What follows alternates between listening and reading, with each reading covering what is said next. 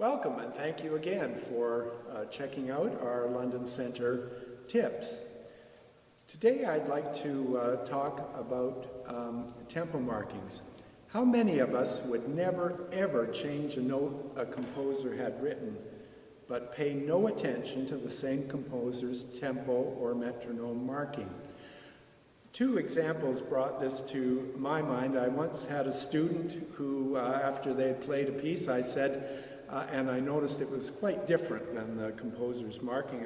I asked them about that, if they had considered the composer's marking, and they said, and I've never forgotten it, "Oh, I never look at that. I play a piece the way I feel it." And then the second one was we were fortunate enough to have Bob Chilcott, who had come to conduct the Mobile, conduct us on a Sunday morning. And I was surprised when he thanked me for the tempo that I had worked with the choir on, and said it was the one he had had in mind. And I said, "Oh, well, doesn't everybody pay attention to your markings?" He said, "Oh, heavens no, you'd be amazed." And he travels around the world. How many conductors don't pay any attention to that?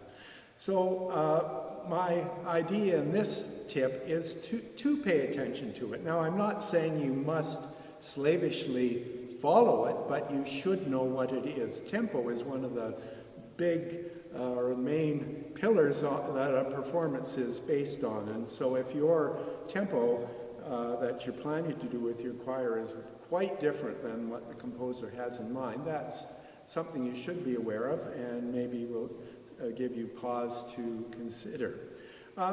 Composers are different from one to another. I know, reading about Benjamin Britten, he said, "If you don't want to do a piece exactly the way I've written it, I don't want you to do it."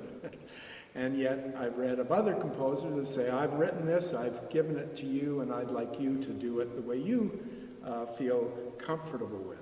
And also how our talented our group is, or ourselves, if we're playing pieces. Sometimes we can't. I know myself, if the tempo marking for an organ piece is very, very fast, and I just don't feel I can do that comfortably, then I would play it a little slower, and so on. And maybe our choir isn't able to cope with, for instance, a fast tempo or a real slow tempo.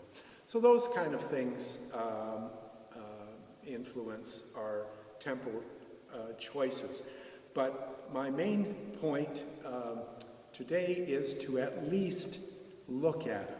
And of course, I'm not talking about editorial markings from early music, but markings where the composer has put that metronome marking in his or herself.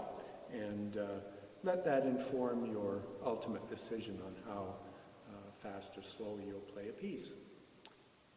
Thank you.